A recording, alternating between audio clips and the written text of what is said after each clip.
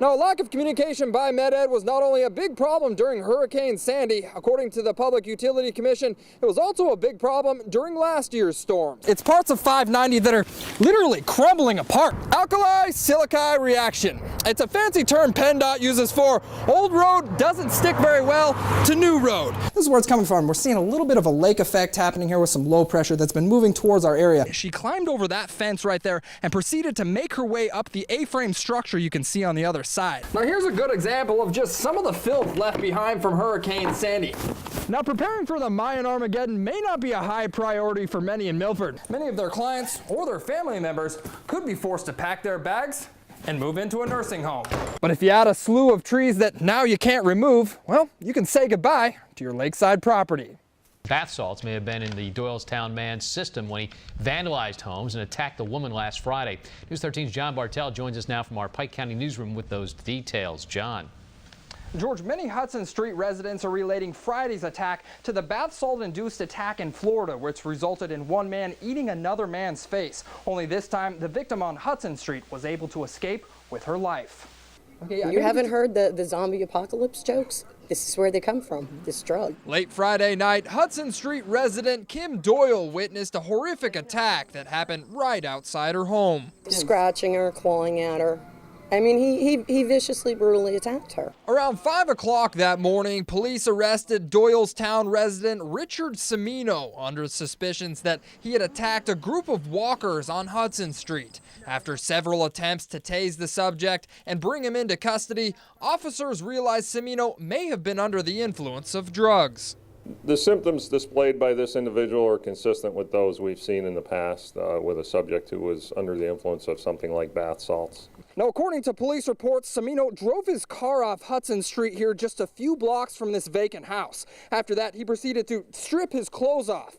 And then he made his way up to the door, busting it down. After that, walked up to the second floor, and if you look right there, jumped through the window. At the bottom, there's still glass laying down. But what happened next will shock you. Well, apparently he came flying out of a vacant garage naked, covered in his own blood. He broke the skin on his victim, so now she's also got health concerns. Police reports go on to say Cimino attacked a group of walkers and brought Holly resident Nancy Dean Carino to the ground and then began gnawing on her head. Yes, apparently upon trying to render medical aid, he struck an EMT in the face. I can't believe it. I'm shocked. Yeah. I'm shocked because this is a quiet area. Cimino is now under police watch at CMC Hospital in Scranton. The victim is reportedly alive and stable. And Marie, I can tell you this, many residents are still shook up over the incident, but their prayers go out to the victims. Back to you. Reporting on news that matters most, John Bartell, News 13. A firefighter narrowly escapes a fire in his own home. I'm John Bartell. I'll have the full story on the Pocono Report. When breaking news happens, I'm there. The papers don't lie. These are accounts from years previous. Whether I'm in Pike or Wayne counties, there's always something going on. As you can see, hazmat crews aren't taking any chances, keeping the community informed. This isn't the first time this has happened on Grove Street. Every night at 5 and 6 o'clock. When the sun goes down and conditions are right along this swamp on River Road, the mood changes in this vibrant wetland. He's gonna go there to find to lay eggs with another girl one.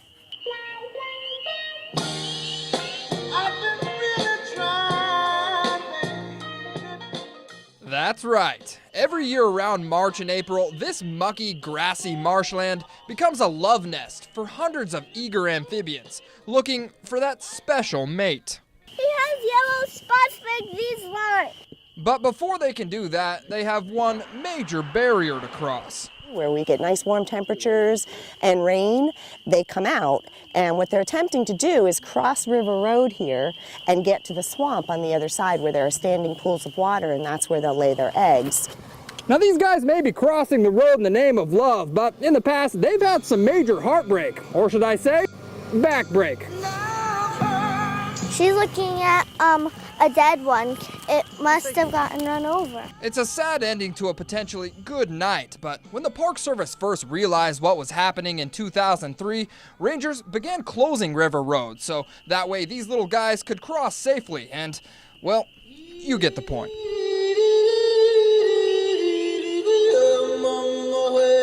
Well, everything has an important role in the ecosystem. If we lose one link in the ecosystem, everything else below it or above it starts to fall apart. The Park Service says before the road closure, it was like a real-life game of Frogger. Cars were killing over 700 of these frisky critters a night. But now that traffic isn't an issue, they invite eager onlookers to experience nature at its best. I think it's actually pretty awesome because I just love the animals here and I just love watching them migrate across the road. Reporting along the amphibious Lover's Lane, John Bartel, News 13. John Bartel here with your quick fix tip of the day. Clog sink? Check your P-trap. Stuff loves to accumulate down here, and with many sinks, you don't even need any tools to fix it. Simply unscrew the fittings, pull out the pipe, and then remove the clog.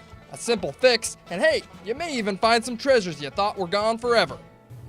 Well, for more do-it-yourself tips, join me every Friday for Fixing Stuff with John, right here on the Pocono Report.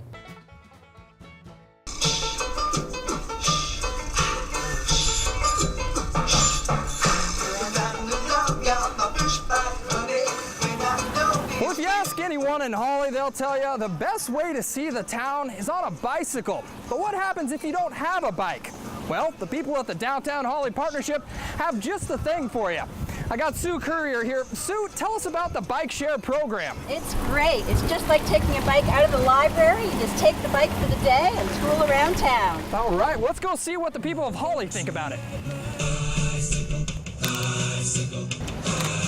Well, I've got Amy Aragot here, a Holly resident. Amy, what do you think about this bike share program? I think it's a good idea for our, visitors to come and have something to do while they're here. Get some physical activity while they're here. Well, according to Amy, there's no shortage of places to ride. With over 16 miles of trails, there's something for everyone. They do have, which is nice, is the, that used to be a soccer field down there, but there's a nice little path that you can walk on, probably take the bikes down there. That would be nice. And if you get lost, the Downtown Partnership provides you with a nice bike-friendly map. Now, the bike share program may be a good deal for tourists, but it's also benefiting local businesses. They don't have to look for a parking spot. They don't have to put money in the meter. It's a day out. It's not expensive. They can go in and out of the shops.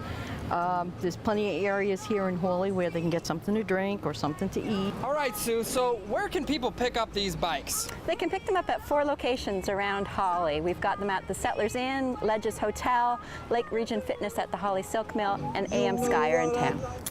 Now, the Holly Downtown Partnership says these bikes are available year-round, so if you want to come check a bike out, come down to their office on River Street. In Holly, John Bartel, News 13.